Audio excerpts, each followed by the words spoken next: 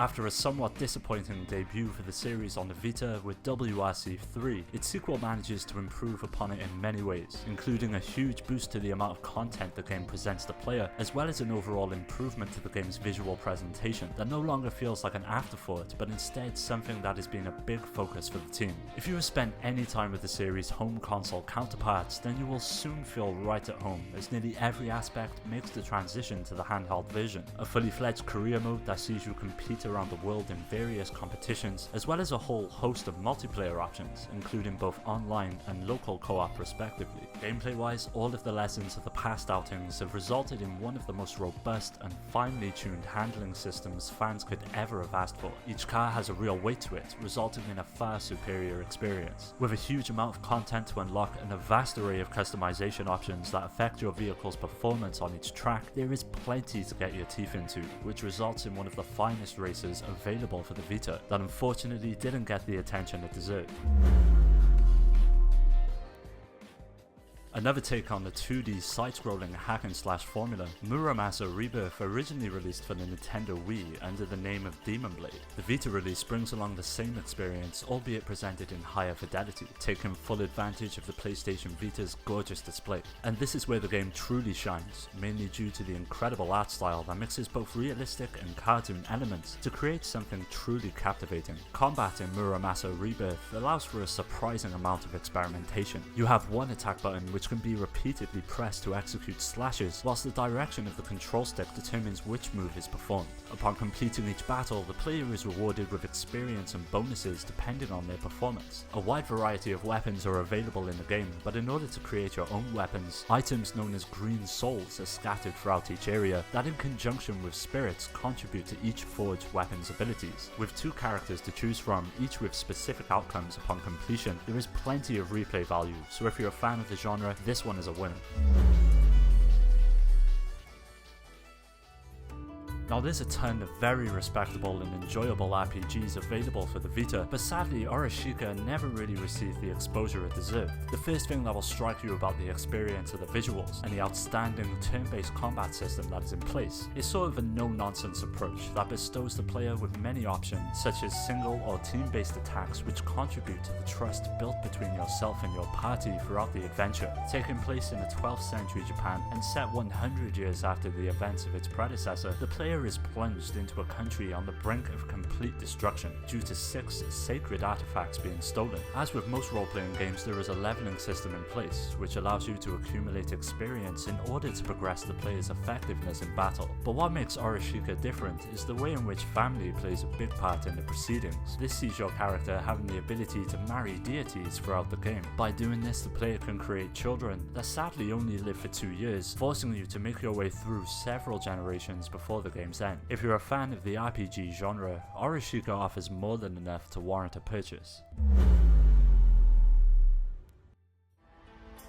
Originally released as standalone titles, Assassin's Creed Chronicles follows the journey of 3 separate assassins, Xiao Zhen, Abaz, and finally Nikolai Orlev. Taking place in China, India, and Russia respectively, it's a completely different take on the AC formula we've all come to know and love, with the action instead taking place from a side-scrolling perspective that sees the player traversing a huge set of levels set across each time period and locale. Upon completing each mission, the player will receive either gold, silver, or bronze points that correlate with their playstyle. Sticking to the shadows and staying undetected is primarily how the game should be played, with it rewarding those who do in the form of extra points that can be spent on various items and upgrades that will aid you throughout the course of the adventure. Gameplay wise, it's a relatively simple affair, with the player possessing only 2 types of attack, both light and heavy, that doesn't really offer much, but as mentioned earlier, stealth is the order of the day, and when executed properly, Assassin's Creed Chronicles really comes into its own.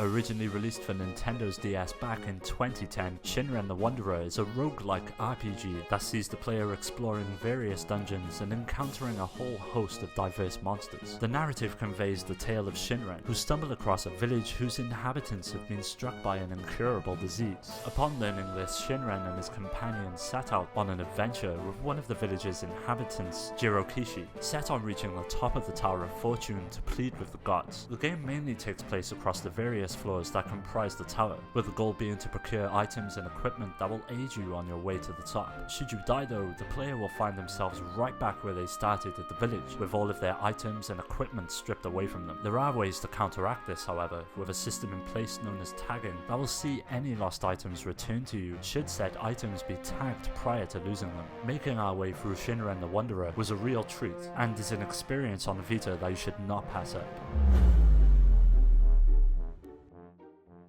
After losing the rights to the Tenchu series, it made sense that Acquire would carry on their love of everything ninja. That love comes in the form of Shinobido 2, a launch title for the Vita that never quite got the recognition it deserved. If you're a fan of Tenchu, you can already expect what to find here. Players take control of one of two main characters who are plunged into a civil war between three warlords that takes place in a fictional region of Japan. Utilizing mercenaries to fight, the player takes on contracts from each warlord that sees you encountering a huge variety of missions, each with their own unique objectives, as well as outcomes that can affect the ongoing struggle between the three factions. The player has the power to befriend a warlord, which comes with its own distinct advantages, such as powerful items that will aid you on your quest, or even eventually playing each warlord off against each other, affecting their army's effectiveness and resources. Essentially a spin-off of the popular Mystery Dungeon series, Mystery Chronicle One-Way Heroics is a turn-based RPG that sees the player traversing procedurally generated dungeons. You're tasked with saving the kingdom from a devastating light known as the Shine Raid, which is set on a course destroying everything in its path. The only thing standing between you and certain destruction is an angel known as Alma, who incidentally created the light and put these events into motion. Visually, Mystery Chronicle One-Way Heroics is gorgeous. Each character, sprite and location you encounter possesses a vibrant charm that really adds to the overall experience. If you are fond of the classic JRPG style, you will feel right at home here. On the gameplay front, things take a unique turn, with the Shine Raid advancing with every step or attack you make, essentially forcing you to move on and overcome whatever blocks your path. A whole host of characters, each with their own unique skill sets and abilities, can be unlocked. Coupling this with the procedurally generated nature of the game immensely adds to the replay value it offers to the player. Mystery Chronicle One-Way Heroics is an exhilarating and well-crafted experience that deserves a place in everyone's collection. Virtua Tennis 4 World Tour Edition offers up a truly fun and addictive tennis experience that's based on its PlayStation 3 counterpart, with the inclusion of Vita-specific features and modes that take advantage of the machine's unique hardware setup. One feature, for example, is using the front-facing camera to upload a photo of yourself into the game, which can then be used to create custom characters. But what makes Virtua Tennis stand out is the easy and accessible gameplay that will appeal to both longtime fans and newcomers alike. Several modes comprise the experience, with a fully fledged World Tour mode that sees you progressing across the continents and taking on different events, such as tournaments and exhibition matches, as well as a bunch of insane minigames that offer up a different take on the tennis formula. Visually, the game is stunning, presented in a full 60 frames per second, and with no visible compromises made to the quality of the visuals. It clearly becomes one of the most beautiful games available on handheld.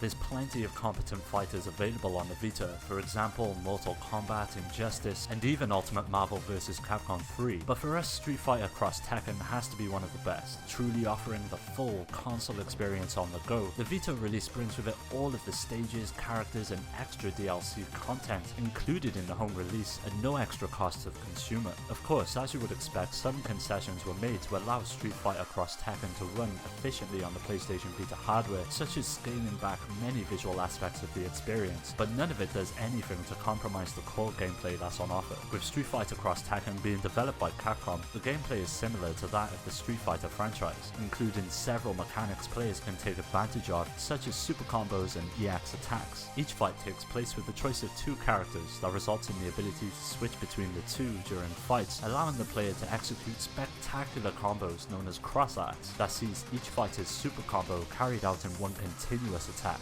Several modes are available, such as your standard arcade and training modes, as well as online, that is sure to keep the fight going well after you've exhausted the extensive single player content.